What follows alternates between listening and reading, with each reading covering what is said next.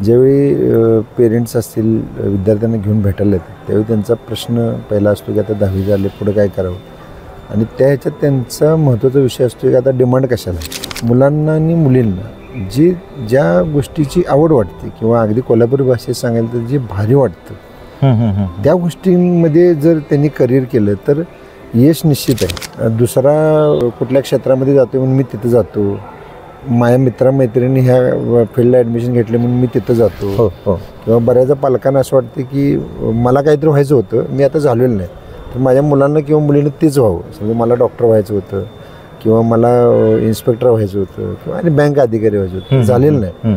मग त्यांना एक असं वाटतं की माझं स्वप्न राहिले ते माझ्या मुलामुलींच्या मध्ये ते बघत असतात आणि त्या दृष्टीने त्यांचे प्रयत्न सुरू असतात. इथं कुठेतरी गपलर व्हायचा विषय असतो. तर डिप्लोमा इंजिनिअरिंग का करावं असं तुम्हाला वाटतं किंवा विद्यार्थ्यांना काय मार्गदर्शन कराल त्या संदर्भात? डिप्लोमा इंजिनिअरिंग हे स्किल एज्युकेशनचा एक पार्ट आहे. म्हणजे आता तुम्हाला मी अजून महत्त्वाची गोष्ट सांगेन की जगामध्ये आता महत्त्व कोणाला आहे, ज्याच्याकडे काहीतरी वेगळं कौशल्य आहे, ज्याच्याकडे काहीतरी वेगळं स्किल आहे, ह्या माणसाला जगात आत्ता महत्त्व आहे. म्हणजे तुम्ही अगदी कुठलं छोटं उदाहरण घ्या, मोठं उदाहरण घ्या, घरातलं एसी तुमचा नादुरुस्त झाला की तुम्ही शोधत फिरताय तो एसी दुरुस्त करणार. आमच्या कॉलेजचा जर तुम्ही आम्ही विचार केला तर आमच्या कॉलेजमध्ये सामाजिक बांधिलकी म्हणून आमचा स्टाफ काही कॉन्ट्रीब्युशन हे करतो की त्याच्यातनं काही विद्यार्थ्यांसाठी एक सामाजिक बांधिलकी म्हणून ड्रेससाठी काही विद्यार्थ्यांना लागतात, परीक्षा फी भरायसाठी लागतात किंवा अन्य गोष्टी लागतात, तीसुद्धा मदत आम्ही करतो. फक्त विषय काय आहे की तुम्हाला तहान लागायला पाहिजे, पाणी तयार आहे, तुम्हाला तहान लागायला पाहिजे, तुम्ही त्या पाण्याच्या ठिकाणी जायला पाहिजे. या सगळ्या गोंधळामध्ये विद्यार्थ्याची जे काही करिअरच्या जेवढ्या काही संधी असतील किंवा क्षेत्र असतील याची एक कोल्हापुरी भेळ म्हणतोय आपण तशा प्रमाणात होतंय का असं विद्यार्थ्यांमध्ये? प्रेक्षक हो नमस्कार, KK न्यूजमध्ये आपल्या सर्वांचं स्वागत आहे. आजचा कार्यक्रम खूप महत्त्वाचा आहे कारण आत्ताच लागलेला 10वीचा निकाल. खरं तर 10वीच्या निकालानंतर 10वी नंतर काय असा मोठा प्रश्न विद्यार्थी आणि पालकांना पडतोय. आता सध्या जी स्पर्धेचं युग आहे या स्पर्धेच्या युगामध्ये करिअरचं योग्य क्षेत्र निवडणं हे खूप आव्हानात्मक नाही तर महत्त्वाचं देखील आहे. आणि यासाठीच महत्त्वाचे जे प्रश्न असतात आपली क्षमता आणि आपली कुवत, त्याचबरोबर जर बघायला गेलं तर योग्य करिअर क्षेत्र निवडण्यासाठी मार्गदर्शन महत्त्वाचं असतं. हेच मार्गदर्शन देण्यासाठी आज आपल्यासोबत आहेत डॉक्टर DY पाटील पॉलिटेक्निक महाविद्यालयाचे प्राचार्य डॉक्टर महादेव नरके सर. सर आपलं KK न्यूजमध्ये आपलं स्वागत आहे. नमस्कार. खरं बघायला गेलं तर आता 10वीचा निकाल नुकताच लागलेला आहे आणि या 10वीच्या निकालानंतर जो महत्त्वाचा प्रश्न पडतोय की करिअरचं क्षेत्र कसं निवडावं, कोणतं क्षेत्र निवडावं, आणि तर यासाठी विद्यार्थी किंवा पालकांना आपण काय मार्गदर्शन की कोणतं क्षेत्र आणि कसं निवडावं? नमस्कार. KK न्यूजनी हा अतिशय महत्त्वाचा विषय या निमित्ताने घेतला आहे त्याबद्दल तुमचं पहिल्यांदा मनापासून धन्यवाद. गेली बरीच म्हणजे साधारण 25 वर्ष या क्षेत्रामध्ये काम करत असताना एक महत्त्वाची गोष्ट माझ्या लक्षात आली की ज्यावेळी पेरेंट्स असतील विद्यार्थ्यांना घेऊन भेटायला येतात त्यावेळी त्यांचा प्रश्न पहिला असतो की आता 10वी झाले पुढे काय करावं, आणि त्या ह्याच्यात त्यांचा महत्त्वाचा विषय असतो की आता डिमांड कशाला आहे. हा पहिला. कारण लोकांना असं वाटतं की आपण मुलांनी आपलं शिक्षण घेतलं, मुलींनी शिक्षण घेतलं तर पुढं काहीतरी त्याच्यातनं चांगलं आउटपुट यावं. नक्कीच. पण हे सांगणं तसं अवघड आहे. आता सध्याच्या या टेक्नॉलॉजीच्या बदलाच्या युगामध्ये 4 वर्षांना कशाला डिमांड असेल हे सांगणं आवश्यक नाही. त्यामुळे असं आहे की तुम्ही 10वी झाल्यानंतरचा पुढचा जो काही तुमचा शिक्षणाचा भाग असेल तर त्याच्यामध्ये चांगलं शिक्षण घ्यावं हा एक त्यातला महत्त्वाचा विषय आहे. आणि सगळ्यात बेसिक गोष्ट अशी आहे की मुलांना आणि मुलींना ज्या गोष्टीची आवड वाटते किंवा अगदी कोल्हापुरी भाषेत सांगायला तर जे भारी वाटतं त्या गोष्टींमध्ये जर त्यांनी करिअर केलं तर यश निश्चित आहे. कारण आत्ता स्पर्धा एवढी जोरात आहे की जसं आपण जिममध्ये गेल्यावर ट्रेडमिलमध्ये एका ट्रेडमिलमध्ये एक माणूस पलीकडच्या ट्रेडमिल दुसरा असतो, त्याचं स्पीड वेगळं असतं, ह्याचं स्पीड वेगळं असतं, प्रत्येकजण पुढे जायचा प्रयत्न करतो. बरोबर. असा काय असा प्रकार ह्याच्यामध्ये दिसतो. त्यामुळे एक सोपं गोष्ट जर सांगायची म्हटलं तर विद्यार्थी असेल किंवा पालक असेल त्यांनी दुसरा कुठल्या क्षेत्रामध्ये जातो म्हणून मी तिथं जातो, माझ्या मित्रमैत्रिणी ह्या फील्डला ॲडमिशन घेतले म्हणून मी तिथं जातो. किंवा बऱ्याचदा पालकांना असं वाटतं की मला काहीतरी व्हायचं होतं, मी आता झालेलं नाही, तर माझ्या मुलांना किंवा मुलींना तेच व्हावं. समजा मला डॉक्टर व्हायचं होतं किंवा मला इन्स्पेक्टर व्हायचं होतं किंवा आणि बँक अधिकारी व्हायचं होतं, झालेलं नाही.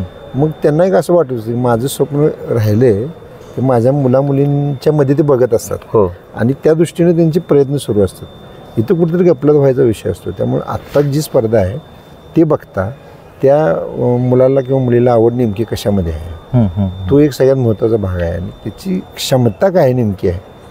म्हणजे दोनच त्यातली छोटे उदाहरण सांगतो की आवडीचं आणि क्षमतेचं. आवडीच्या बाबतीमध्ये मी काही मुलं मुली आले तर ते म्हणतात की आम्हाला हॉटेल मॅनेजमेंटला घ्यायचं. मग मी त्यांना एक साधा प्रश्न विचारतो, आत्तापर्यंतच्या तुमच्या 16, 17, 18 वर्षाच्या आयुष्यामध्ये कधी तुम्ही किचनमध्ये गेला आहे काय? कारण ज्याला हॉटेल मॅनेजमेंट करायचं त्याला ती उत्सुकता असायला पाहिजे ना पूर्वीपासून पहिल्यापासून. म्हणजे चहा वेगळा काय ते ट्राय केला आहे, कधी वेगळी रेसिपी केली, ती चुकू दे पण ती ट्राय केला आहे का, ती क्युरियोसिटी त्यांच्यात आहे का त्या गोष्टीमधली, तर तो एक भाग बघणं त्याच्यामध्ये महत्त्वाचं असतं. आणि दुसरी गोष्ट असते की तुमची कॅपॅसिटी नेमकी काय आहे त्या गोष्टीमधली.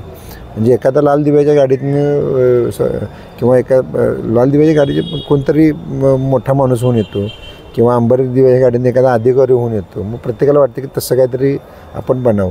मग स्पर्धा परीक्षेचा विषय आहे. स्पर्धा परीक्षा देणं हे सुद्धा खूप संयमाचं काम आहे. खूप वर्ष त्यासाठी अभ्यास करलो, खूप चिकाटीनं करायला.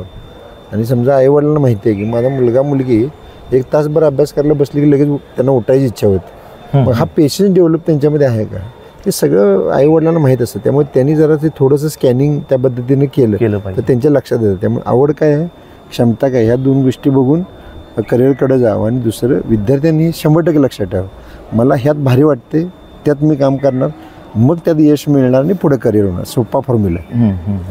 आत्ता जर बघायला गेलं तर तुम्ही म्हणला की प्रत्येकाची आवड, क्षमता किंवा आईवडिलांची जी काही स्वप्न असतील ते पूर्ण, या सगळ्या गोंधळामध्ये विद्यार्थ्याची जे काही करिअरच्या जेवढ्या काही संधी असतील किंवा क्षेत्र असतील याची एक कोल्हापुरी भेळ म्हणतोय आपण, तशाप्रमाणे होतंय का असं विद्यार्थ्यांमध्ये?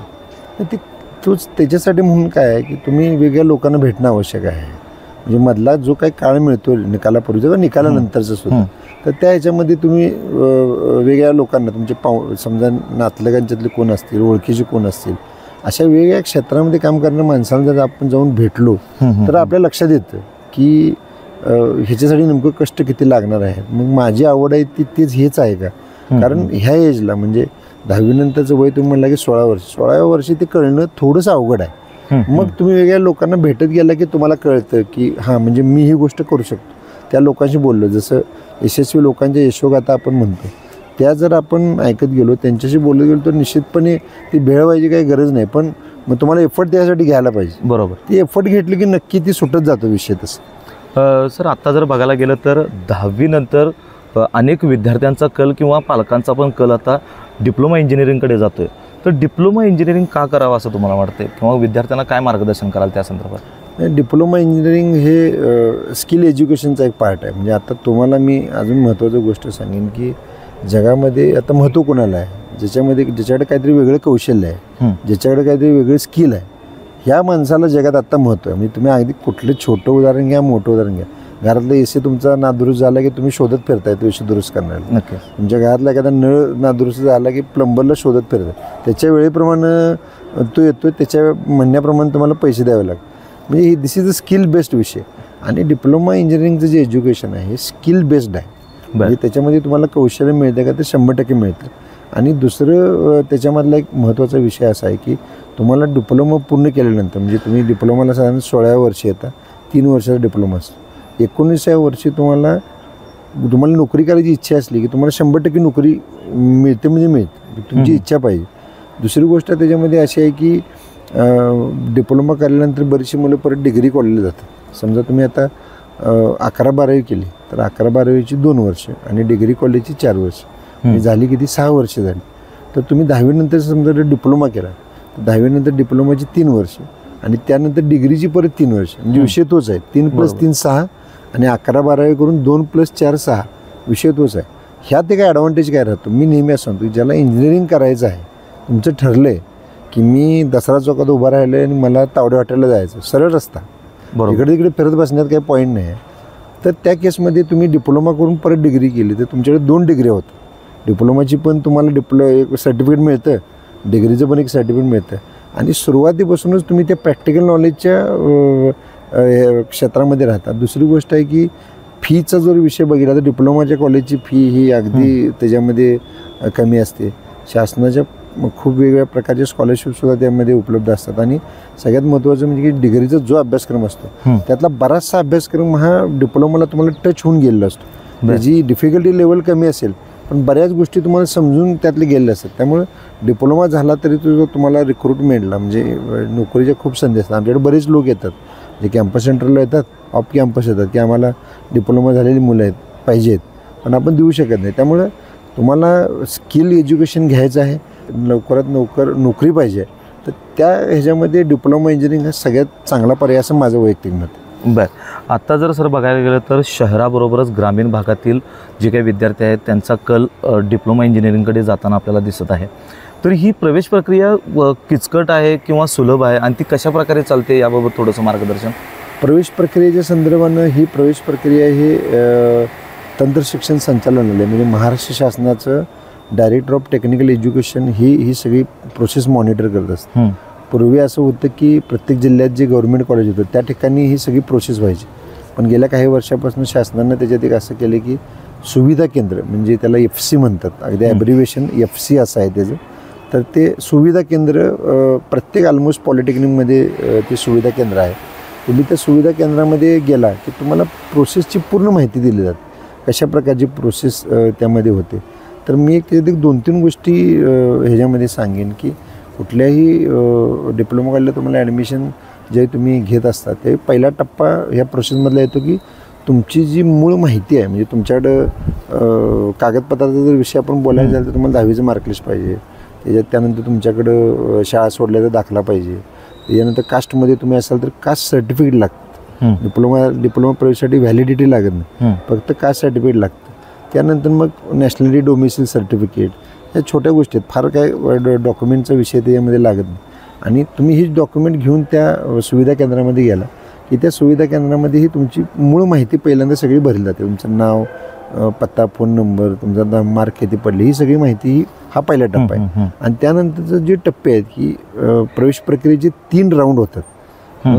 केंद्रीभूत प्रवेश प्रक्रिया असं त्याला म्हणतात आणि ते पूर्ण शासनाच्या नियमाप्रमाणे होतं. अत्यंत पारदर्शक अशी ही प्रक्रिया असते.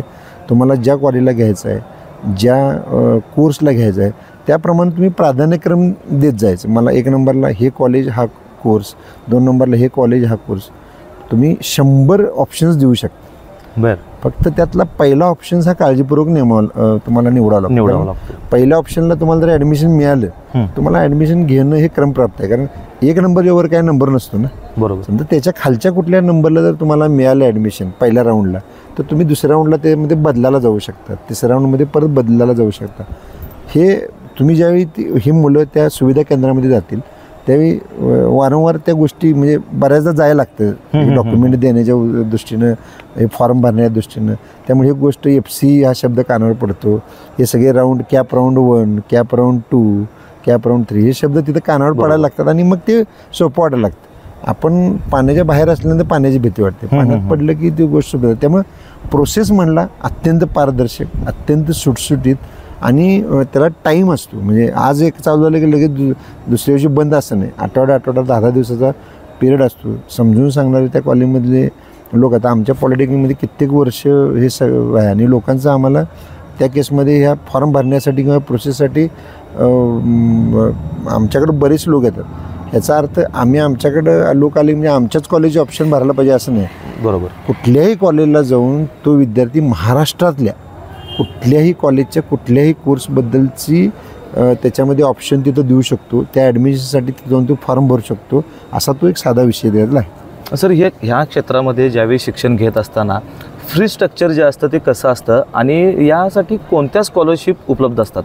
फी स्ट्रक्चर ज्यावेळी कुठल्याही कॉलेजची फी असते ती फी रेग्युलेशन अथॉरिटी म्हणून अथॉरिटी असते. म्हणजे कुठल्याही कॉलेज मनानं फी ठरवू शकत नाही. तर तुमच्या मागच्या वर्षीची जी बॅलन्स शीट असते, तुमच्या सॅलरीवर किती खर्च झाला, तुम्ही पायाभूत सुविधा म्हणजे इन्फ्रास्ट्रक्चर डेव्हलप करण्यासाठी काय खर्च केला, कम्प्युटर खरेदी केले का, सॉफ्टवेअर खरेदी केले का, पुस्तकं खरेदी केल्या, ह्या सगळ्या ह्याच्या खर्चाच्या हिशोबाने तुमची बॅलन्स शीट तयार होती. त्या बॅलन्स शीटच्या आधारावर दरवर्षी तुम्हाला पुढच्या वर्षीची फी मंजूर करून घ्यायला आणि ती मंजूर झालेली फीच हीच विद्यार्थ्यांनी भरायची. हा एक त्यातला पहिला महत्त्वाचा भाग. दुसरा भाग ह्याच्यामध्ये आहे की स्कॉलरशिप्स हे खूप आहेत. आत्ताच राज्य शासनानं मुलींना फ्री एज्युकेशन केलं. फक्त त्याच्यामध्ये विषय एक असतो की 8 लाखाच्या आतला उत्पन्नाचा दाखला तुमच्याकडे असायला पाहिजे. मध्यम वर्गात बऱ्यापैकी 8 लाखाच्या आतला उत्पन्नाचा दाखला मुलींसाठी मिळतोच. दुसरा विषय आहे की 8 लाखाच्या आतला उत्पन्न दाखला असलेल्या मुलांनासुद्धा EBC स्कॉलरशिप जी शाहू महाराजांच्या नावानं ती स्कॉलरशिप योजना आहे ती स्कॉलरशिप मिळते. OBC विद्यार्थ्यांना स्कॉलरशिप मिळते. आता ह्या दोन्हीमध्ये EBC आणि OBCमध्ये साधारणपणे जी काही फी असेल त्या फीच्या 50% फी ही माफ होते. तुम्ही कॅटेगरी मुलांच्या बाबतीमध्ये जर विचार केला SC आणि STच्या विद्यार्थ्यांच्या बाबतीत विचार केला तर 100% फी माफी त्या विषयामध्ये असते. आणि दुसरं प्लस मेंटेनन्स अलाउन्स म्हणून असतो, म्हणजे पुस्तकाचे खरेदी करण्यासाठी किंवा तुमची परीक्षा फी देण्यासाठी त्या केसमध्ये सुद्धा त्यांना अलाउन्स हा मिळत असतो.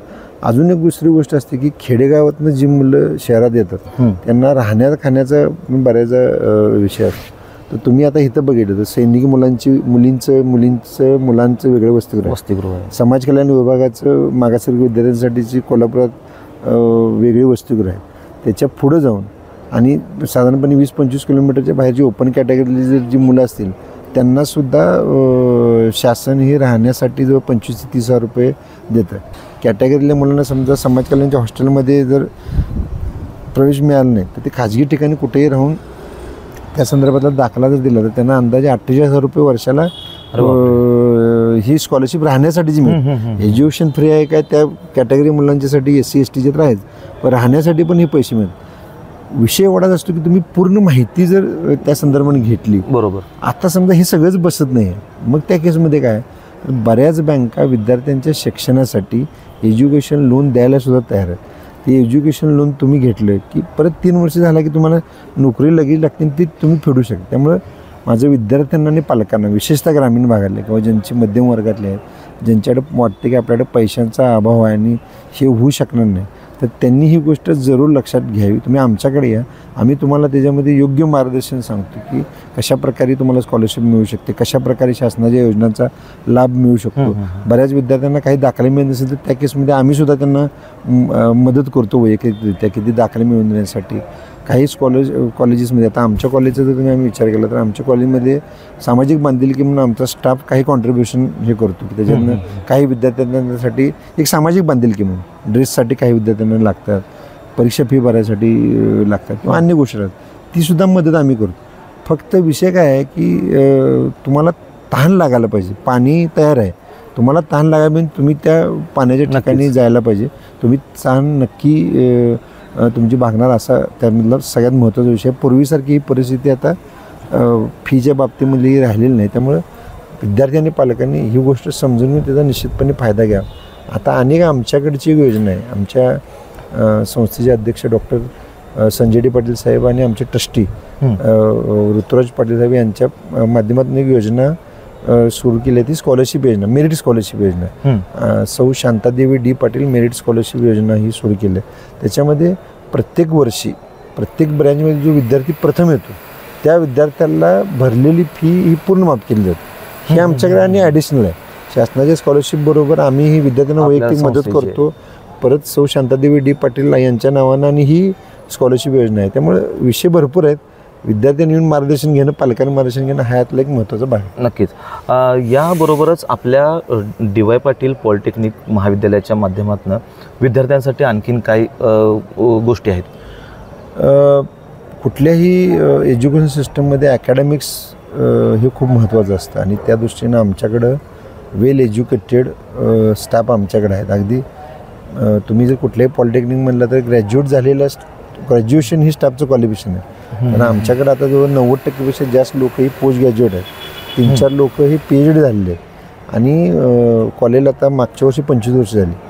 25 वर्ष काम केलेले लोकसुद्धा पॉलिटेक्निकमध्ये आहेत. हा एक एक्सपिरियन्स हा खूप मॅटर करतो. त्याच्यानंतर आम्ही प्रत्येक क्लासमध्ये इंटरॅक्टिव्ह पॅनल्स बसवले आहेत. आता नवीन टेक्नॉलॉजी जी आली आहे ती इंटरॅक्टिव्ह पॅनल्स आहेत. या सगळ्या गोष्टी होत असताना विद्यार्थ्यांची अटेंडन्स आपण मॉनिटर करतो, पेरेंट्सना या गोष्टी सांगतो. आणि हे झाल्यानंतर एक प्रयत्न संस्थेचा असा आहे की विद्यार्थी हा ऑलराऊंडरून बाहेर पडायला. इंजिनियर हा एकटा कुठल्या गोष्टीत काम करू शकत नाही तर त्याला ग्रुपमध्ये काम करावं लागतं. त्यासाठी टीम बिल्डिंग असेल, समाजाबद्दलचं एक भान असेल किंवा राष्ट्राबद्दलचं एक प्रेम असेल, या सगळ्या गोष्टी त्याच्यामध्ये व्हायला लागतात. म्हणून आम्ही स्पोर्ट्स ॲक्टिव्हिटी असतील, वर्षभर स्पोर्ट्स ॲक्टिव्हिटी होतात, ॲन्युअल स्पोर्ट्स होतात, सांस्कृतिक ॲक्टिव्हिटीज आपण त्याच्यामध्ये घेतो. आपल्याकडं वेगवेगळे 7 ते 8 क्लब आहेत.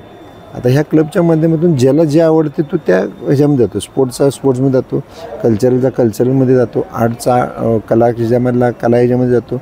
फ्री थिंकर्स क्लब नावाचा क्लब आपण एक सुरू केला की ज्या विद्यार्थ्यांना समजा काही क्रिएटिव्ह आयडियाज असतील त्यांच्या डोक्यामध्ये, तर त्या विद्यार्थ्यांनी एकत्र यावं, त्याच्यावर चर्चा करावी. मग ती विद्यार्थी चर्चा करून वेगळ्या स्पर्धांमध्ये भाग घेतात. गेल्या वर्षी जवळ 250 बक्षीस आमच्या विद्यार्थ्यांनी वेगवेगळ्या राज्यस्तरावर आणि राष्ट्रीय स्तरावरच्या स्पर्धांमध्ये त्यांनी मिळालं. मग ते पोस्टर प्रेझेंटेशन, पेपर प्रेझेंटेशन, अजून वेगवेगळ्या प्रकारच्या स्पर्धा त्याच्यामध्ये असतात.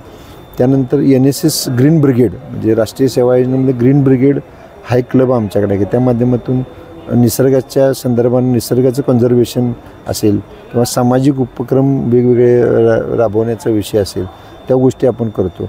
फर्स्ट इयरला जे विद्यार्थी येतात त्यांना AICTEच्या नियमाप्रमाणे एक ओरिएंटेशन प्रोग्राम असतो की 8-10 दिवसात. जे विद्यार्थ्यांना ॲडमिशन घेतलं आणि आल्याला लगेच तो शिक्षणाच्या लेक्चर प्रॅक्टिकलच्या प्रवाहात आला असं न होता त्याला सुरुवातीला जरा खेळीमेळीचं वातावरण व्हावं म्हणून आपण वेगवेगळ्या क्षेत्रातले एक्सपर्ट्स आणून त्यांना विद्यार्थ्यांच्या बरोबर गायडन्स देतो. इंजिनिअरिंग हा प्रॅक्टिकल नॉलेज असलेला भाग आहे. त्यामुळे आमचं बऱ्याच इंडस्ट्रीशी MOU आहे, म्हणजे सामंजस्य करार आहेत. त्या माध्यमातून आपले विद्यार्थी इंडस्ट्रियल व्हिजिटसाठी तिथे जातात. म्हणजे सिव्हिल इंजिनिअरिंगचे विद्यार्थी जेवढ्यात जास्तीत जास्त बिल्डिंगचं कन्स्ट्रक्शन बघेल त्यावेळी त्याला नवीन नवीन टेक्नॉलॉजी कळायला सुरुवात होईल. त्यामुळं त्या इंडस्ट्रियल व्हिजिट्स आपण घेतो. त्याचबरोबर त्या इंडस्ट्रीचे लोक जे आहेत, एक्सपर्ट्स आहेत, ते आपल्या कॉलेजमध्ये येतात आणि विद्यार्थ्यांना गायडन्स देतात. या सगळ्या गोष्टी या माध्यमातून आपल्याकडं होताना आढळतात. त्यामुळे एक ऑलराऊंडर परिपूर्ण विद्यार्थी या माध्यमातून घडावा. सगळ्यात महत्त्वाची गोष्ट की आता मुलींच्या सुरक्षेचा विषय एक खूप महत्त्वाचा आहे. त्यामुळं मुली आत्मनिर्भर व्हाव्या म्हणून आम्ही पॉलिटेक्निकमध्ये DY पाटील पॉलिटेक्निकमध्ये हिरकणी मंच नावाचा एक मंच सुरू केला. त्या मंचाच्या माध्यमातून मुलींच्यासाठीचे सगळे कार्यक्रम आपण वर्षभर घेतो. मग त्याच्यामध्ये सेल्फ डिफेन्स प्रोग्राम असतील त्यांच्यासाठीचे, त्यानंतर त्यांच्या आरोग्यविषयक अवेअरनेससाठीचे काही प्रोग्राम्स असतील, वेगवेगळ्या त्यांच्यासाठीचे काही एक्सपर्ट बोलवून त्यांना गायडन्स, म्हणजे त्यांची कॉन्फिडन्स लेवलवर जाईल. सायबर सेलचे काही लोक बोलवून त्याच्यामधले कार्यक्रम असतील, डॉक्टर्स काही बोलवून त्यासाठीचे कार्यक्रम असतील, तर पोलीस डिपार्टमेंटचे लोक बोलवून त्या संदर्भातले कार्यक्रम असतील, किंवा बाकीच्या विद्यार्थ्यांसाठी तुम्हाला वाहतुकीच्या नियमाचा अवेअरनेस पण तुमच्यात यायला पाहिजे, त्यासाठीचे कार्यक्रम असतील. हे सगळा एक ब्लेंड आपण जमवतो की ज्याच्यामुळं विद्यार्थ्यांना पण ते बरं वाटतं की फक्त आपण अभ्यासातच अडकलं असलं नाही. अभ्यासात त्यांच्यासाठी टॉपची प्रायोरिटी आहेच, पण त्याच्याबरोबर ज्यावेळी ह्या सगळ्या गोष्टी त्यांच्यासाठी घडतात त्यावेळी त्यांच्यासाठी तो एक आनंददायी शिक्षण असं आपण म्हणतो की हॅप्पी एज्युकेशन हा एक महत्त्वाचा त्यातला भाग ठरतो. आणि त्यामुळे मुलांची आम्हाला चांगली पसंती या निमित्तानं आहे. दुसरी एक महत्त्वाची गोष्ट आहे की विद्यार्थ्यांना आणि विद्यार्थिनींना वेगवेगळ्या रूटवरनं कॉलेजला येणं ही एक महत्त्वाची गोष्ट असते. तर आपल्या संस्थेच्या माध्यमातून 27 रूट्स केलेले आहेत. म्हणजे अगदी गारगोटी असेल, त्याच्यानंतर इकडे कळे असेल, किंवा इकडे शाहूवाडी असेल, इचलकरंजी असेल, उपरी असेल, आष्टा असेल, सांगली असेल, कोल्हापूर शहरातले वेगळे रूट. तर ह्या 27 रूटवरून बस सेवा ही विद्यार्थ्यांसाठी अगदी म्हणजे STचा जो सबसिडाईज रेट आहे, म्हणजे सवलतीचा जो रेट आहे त्याच रेटमध्ये आपण विद्यार्थ्यांसाठी बस सुविधासुद्धा उपलब्ध करून दिली. त्यामुळं मुली असतील किंवा मुलांच्यासाठी ते एक सिक्युअर्डली अगदी सुरक्षितपणे ते घरातून कॉलेज आणि कॉलेजमधून घरी जाऊ शकतात. हा एक सगळ्यात महत्त्वाचा त्यामधला मुद्दा. तर आपण पाहिलं की विद्यार्थ्यांनी आता 10वी नंतर आपली आवड त्याचबरोबर आपली क्षमता ओळखणं गरजेचं आहे. आणि डिप्लोमा इंजिनिअरिंग जर बघायला गेलं तर करिअरच्या संधी यामध्ये भरपूर आहेत. ज्या वेळेला राज्य शासनाच्या वेगवेगळ्या योजनाच्या माध्यमातून विद्यार्थ्यांना आता शिक्षणाकडं ओढलं जातं आहे, त्याचप्रमाणे DY पाटील पॉलिटेक्निक महाविद्यालयामध्ये देखील शांतादेवी D पाटील ही एक वेगळी स्कॉलरशिप या संस्थेच्या वतीनं देण्यात येत आहे.